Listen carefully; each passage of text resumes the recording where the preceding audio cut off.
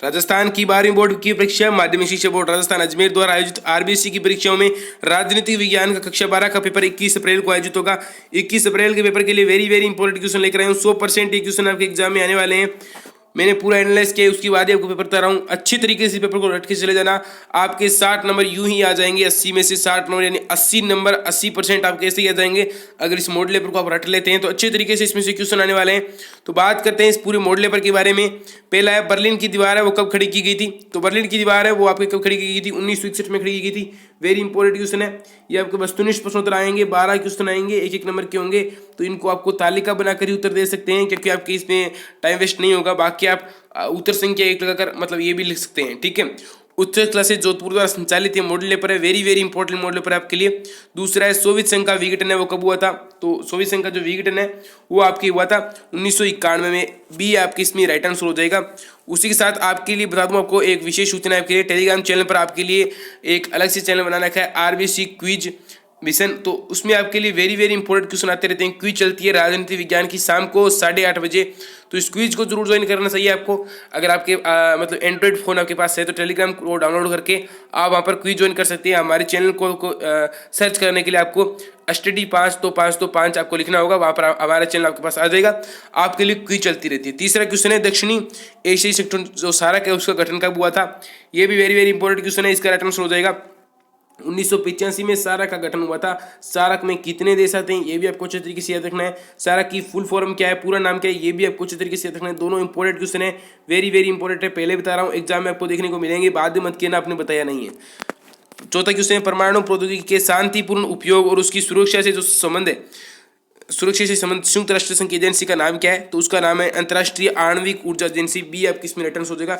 मतलब जो परमाणु आपके बम होते हैं उनको शांतिपूर्ण उपयोग हो उनका और उसकी सुरक्षा के संबंध में कौन सी एजेंसी है जो संयुक्त राष्ट्र संघ द्वारा बनाई गई है।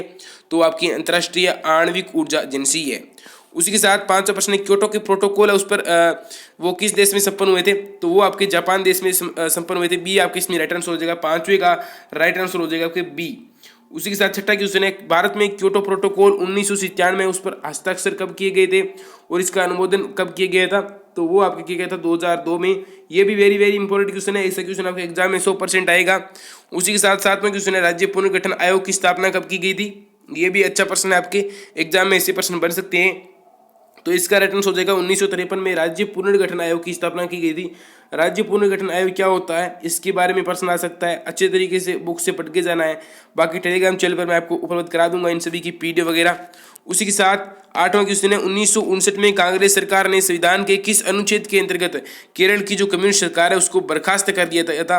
मतलब 1959 में जो केरल की सरकार है उसको केंद्र सरकार ने किस प्रकार बर्खास्त किया गया था, कौन से अनुच्छेद के अंतर्गत है। तो वो आपके होगा आपके मतलब अनुच्छेद 356 के अंतर्गत। अनुच्छेद 356 कौन सा होता है, आपको राष्ट्रपति इसका उपयोग करता है, आपको पता होगा। अनुच्छेद 356 संवैधानिक तंत्र के विफल होने के कारण, ठीक है। तो इसका राइट आंसर मतलब ये उन्होंने किया था। उसी के साथ 9वां क्वेश्चन है आपकी कि भारतीय कम्युनिस्ट पार्टी से अलग होकर भारतीय कम्युनिस्ट पार्टी मार्क्सवादी कब बनी थी। तो ये 9वां क्वेश्चन है आपकी, इसका राइट आंसर होगा 1964 में आपकी मार्क्सवादी पार्टी बनी थी। उसी के साथ 10वां क्वेश्चन है स्वतंत्रता के पश्चात भारत में किस आर्थिक प्रणाली को अपनाया गया था। कौन सी, पूंजीवादी थी या समाजवादी थी या फिर मिश्रित थी। तो आपके मतलब 10वें क्वेश्चन का राइट आंसर होगा आपके बी यानी मिश्रित अर्थव्यवस्था को अपनाया गया था भारत में स्वतंत्रता के पश्चात। और उसी के बाद आपका है चिपको जो आंदोलन है वो किससे संबंधित है। तो वो पर्यावरण से संबंधित है। ये क्वेश्चन इंपॉर्टेंट है। चिपको आंदोलन आपको अच्छी तरीके से याद रखना है, ये उत्तराखंड से स्टार्ट होता है। तो ये भी आपको याद रखना है। 12वां क्वेश्चन है मंडल आयोग की सिफारिशों को कब लागू किया गया था। तो इसका राइट आंसर हो जाएगा आपके ए यानी 1990 में मंडल आयोग की जो सिफारिश थी उनको लागू कर दिया गया था, ठीक है। तो ये आपके इंपॉर्टेंट क्वेश्चन थे, कुछ ऑप्शन टाइप इंपॉर्टेंट क्वेश्चन। उसके बाद रेगिस्तान के जो प्रश्न है उनके बारे में बात करते हैं, क्योंकि एग्जाम का जो पैटर्न है वो कुछ इस प्रकार से ही है कि आपके जो भी इंपॉर्टेंट क्वेश्चन होंगे वो इस प्रकार से होने वाले हैं। पहला है जापान के हिरोशिमा तथा नागासाकी पर गिराए गए परमाणु बम का गुप्त नाम क्या क्या था। तो वो आपकी पहले जो गिराया गया था उसका नाम था लिटिल बियो और दूसरे का नाम था फेटमैन। तो ये दोनों नाम थे। दूसरा क्वेश्चन है सोवियत संघ द्वारा बनाया गया सैन्य गठबंधन क्या था। तो वो था मतलब वार्सा पैक्ट था, ठीक है। सोवियत संघ द्वारा बनाया गया सैन्य गठबंधन वार्सा पैक्ट था, वार्सा पैक्ट। तीसरा क्वेश्चन है मानव अधिकारों की रक्षा में सक्रिय दो स्वयंसेवी संगठन कौन कौन से हैं।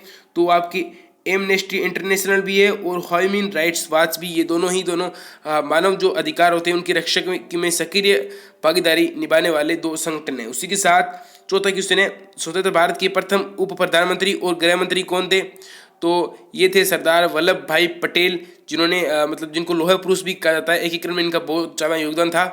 तो वो थे। पांचवा क्वेश्चन है, दलितों पर हो रहे अत्याचार से संबंधित कानून में बनाया गया था, कब बनाया गया था? तो वो आपके 1989 में बनाया गया था। ये दलितों पर हो रहे अत्याचार को रोकने के लिए 1989 में ये कानून बनाया गया था। उसी के साथ आपका छठा क्वेश्चन है, मुस्लिम महिला अधिनियम कब पास किया गया था? वेरी वेरी इंपॉर्टेंट क्वेश्चन है। 12वीं बोर्ड परीक्षा राजनीति विज्ञान के 21 अप्रैल के पेपर में आपको ऐसा प्रश्न देखने को मिल सकता है। तो इसका राइट आंसर होगा 1986 में मुस्लिम जो महिला अधिनियम है वो पारित किया गया था। ऐसा क्वेश्चन आपके एग्जाम में आ सकता है। तो इस क्वेश्चन को अच्छे तरीके से याद करना है। एक ही आपको फैक्ट्री तो याद करना है कि मुस्लिम महिला अधिनियम है वो 1986 में पारित किया गया था। तो ऐसे क्वेश्चन आ सकते हैं, अच्छी तरीके से इनको याद करना है। तीसरा है, मार्शल योजना क्या थी? तो मार्शल योजना क्या थी? तो मार्शल योजना थी शीत युद्ध के काल में पश्चिम यूरोप की अर्थव्यवस्था के पुनर्गठन हेतु अमेरिकी सहायता मार्शल योजना कहलाती थी। उसी के साथ आपका अगला प्रश्न है दूसरा, भारत में सोवियत संघ के बीच 20 वर्षीय की संधि पर हस्ताक्षर है वो कब हुए थे? तो ये क्वेश्चन आपके आ रहा है, मतलब दूसरा क्वेश्चन है, जो भारत में सोवियत संघ के बीच 20 वर्ष की जो संधि हुई थी उस पर हस्ताक्षर कब हुए थे? तो इसके आपके राइट आंसर हो जाएगा, वो होगा आपके, हाँ, तो वो आपकी 1971 में हुई थी। उसी के साथ अगला प्रश्न है तीसरा, पश्चिम के साथ शांतिपूर्ण सहज अस्तित्व का सुझाव रखने वाले सोवियत संघ के नेता कौन थे? तो इस प्रकार का प्रश्न तीसरा प्रश्न है आपके। तो तीसरे प्रश्न का आपका रिटर्न हो जाएगा, निकिता क्रुश्चेव जो थे वो पश्चिम के साथ इस प्रकार का मतलब समझौता करने को तैयार थे। चौथा प्रश्न है, सोवियत राजनीतिक प्रणाली की दूरी क्या थी? तो वो थी आपके कम्युनिस्ट पार्टी थी इसकी दूरी, ठीक है। पांचवा क्वेश्चन है, ताशकंद समझौता कब व किन के मध्य हुआ था? वेरी वेरी इंपॉर्टेंट क्वेश्चन है, अच्छे तरीके से रट के चले जाना। आपको 21 अप्रैल को पेपर को आपके देखने को मिलने वाला है। तो इसका राइट आंसर हो जाएगा 1966 में भारत और पाकिस्तान के मध्य ये समझौता हुआ था, ताशकंद समझौता। उसी के साथ इस पर आपको जो टिप्पणी लिखनी भी आ सकती है, तो अच्छे तरीके से इसको पढ़ के जाना है। देश के विभाजन से सर्वाधिक प्रभावित दो राज्यों के आपको नाम तने, तो पंजाब और बंगाल थे। उसी के साथ जो आंध्र प्रदेश था वो भी इस प्रकार से प्रभावित था। उसी के साथ भारतीय सांख्यिकी संस्थान है उसके संस्थापक कौन थे?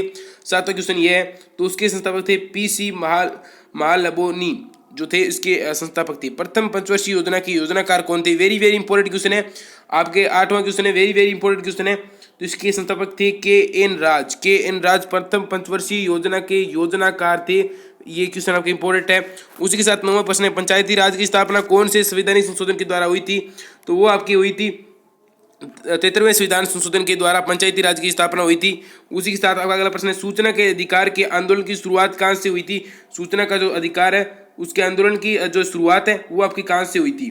तो वो हुई थी आपके भीम तहसील जो राजस्थान में है वहाँ से इसकी शुरुआत हुई थी। सूचना के अधिकार के आंदोलन की शुरुआत भीम तहसील जो कि राजस्थान में है वहाँ से इसकी शुरुआत हुई थी। उसी के साथ आपका 11वां प्रश्न है, राज्य का पूरा नाम आपको लिखना है। तो राज्य का पूरा नाम है राष्ट्रीय जनतांत्रिक गठबंधन। राज्य का पूरा नाम है राष्ट्रीय जनतांत्रिक गठबंधन, ठीक है, ये इसका पूरा नाम है। इंपॉर्टेंट है, एग्जाम में आ सकता है। भारतीय के दो राष्ट्रीय दलों के नाम लिखिए कोई भी स्थिति में, भारतीय जनता पार्टी और नेशनल कांग्रेस, भारतीय राष्ट्रीय कांग्रेस यानी इंडियन नेशनल कांग्रेस और बीजेपी, ठीक है।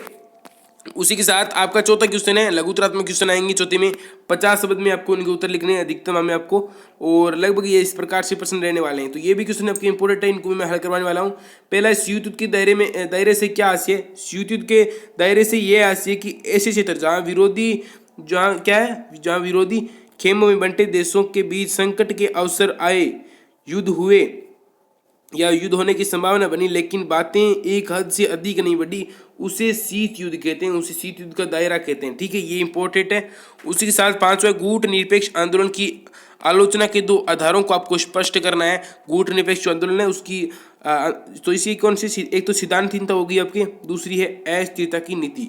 मतलब जो गुट निरपेक्ष आंदोलन है उसकी आलोचना के दो आधार यही थे, एक तो उसकी सिद्धांतहीनता थी उसकी, दूसरी थी उसकी अस्थिरता की नीति, ठीक है। तीसरा प्रश्न है आपके, छठा प्रश्न है, बर्लिन की दीवार का निर्माण, जो बर्लिन की दीवार है उसका निर्माण एवं विध्वंस किस प्रकार की ऐतिहासिक घटना कहलाती है, आपको बताना है। तो ये कहलाता है कि शीत युद्ध के मतलब ये बर्लिन की दीवार का जो ये निर्माण हुआ था और इसका मतलब ये इसको तोड़ी गई थी, तो ये किस प्रकार से इसमें एक प्रभाव डालती है। तो शीत युद्ध के उत्कर्ष के चरम दौर में सन 1961 में आपको पता है बर्लिन की दीवार खड़ी की गई थी।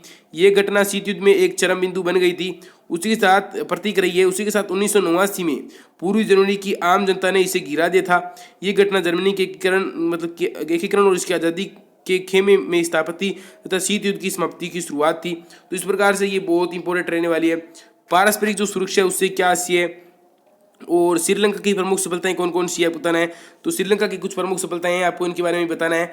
तो ये आपके इंपॉर्टेंट क्वेश्चन रहने वाले हैं। 8वां क्वेश्चन है श्रीलंका की प्रमुख सफलताएं कौन कौन सी है, आपको अच्छे तरीके से इनको पढ़कर बताना है। हरित क्रांति के जो सकारात्मक आपको जो परिणाम है उनका भी आपको उल्लेख करना है। तो पहले आपकी बात करते हैं आपके 10वें मतलब 9वें क्वेश्चन के बारे में।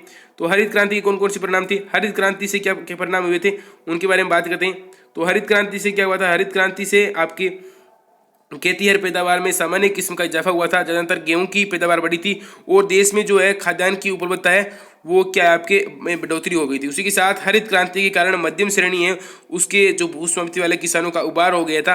तो ये इसके परिणाम थे। उसी के साथ आतंकवाद मतलब आपके 10वां क्वेश्चन है कि आतंकवाद है उसका क्या अर्थ है, आतंकवाद का क्या अर्थ है। 10वां क्वेश्चन यही है आपके। तो आतंकवाद मतलब आतंकवाद का अर्थ है राजनीतिक हिंसा, राजनीतिक हिंसा ही आतंकवाद का अर्थ है। और बाकी राजनीतिक हिंसा जिसका निशाना नागरिक होते हैं ताकि समाज में दहशत फैलाई जा सके, ठीक है। इसकी चीर परिचित तकनीकें हैं विमान अपहरण, भीड़ भरी जगहों जैसे रेलवे स्टेशन, होटल, बाजार, धर्मस्थल आदि में बम लगाकर विस्फोट करना, ये आतंकवाद के प्रभाव कहलाते हैं। ऐसा आ सकता है, वेरी इंपॉर्टेंट क्वेश्चन है। तो ये वामपंथी विचारधारा क्या है, 14 क्वेश्चन यही है, इसके बारे में बात करते हैं। वामपंथी विचारधारा के में उन लोगों व राजनीतिक दलों को सम्मिलित किया जाता है जो साम्यवादी या समाजवादी या माओवादी विचार के पक्षधर एवं उस पर चलने के लिए कार्यक्रम पर नीति बनाते हैं। ये प्राय गरीब व पिछड़े वर्ग के लोगों को लाभ पहुंचाने वाले सरकारी नीतियों का समर्थन करते हैं। वामपंथी जो विचारधारा है अपनी वो इसका समर्थन करती है। जे.के. कुमारगप्पा कौन थे, ये प्रश्न आ सकता है। आया राम गया राम सन 1967 के वर्ष से संबंधित घटनाएं। यह टिप्पणी कांग्रेस के हरियाणा राज्य के एक विधायक गया लाल के संबंध में की गई थी, जिसके ने एक पटखवे के अंदर 3 दफा अपनी पार्टी बदली थी, एक मतलब अपने कार्यकाल में। तो इससे किया गया था, ठीक है। और आपके 17वां क्वेश्चन इस प्रकार से प्रश्न रहने वाले हैं। ये आपके कुछ इंपॉर्टेंट क्वेश्चन थे। आपका प्रश्न है 21वें प्रश्न के बारे में बात करते हैं। यहाँ पर आपके 21वें प्रश्न के बारे में 21वें प्रश्न की जो भी इंपॉर्टेंट क्वेश्चन आपके रहने वाले हैं उसके बारे में बात करते हैं यहाँ पर आपके। तो 21वें प्रश्न में आपके पहला है 1972 में क्या क्या परिणाम इसमें हुए थे। तो 1972 में क्या हुआ था, आपके मेघालय, मणिपुर और त्रिपुरा का निर्माण हुआ था। ये आपके बैब से मिल जाएगा। और 1956 में क्या हुआ था, 1956 में आपके यहाँ पर कुछ नहीं हुआ था। 1987 में आपके क्या हुआ था, मिजोरम और अरुणाचल प्रदेश है उनका मतलब 1987 में निर्माण हुआ था। 2000 में क्या हुआ था, 2000 में तेलंगाना का निर्माण हुआ था।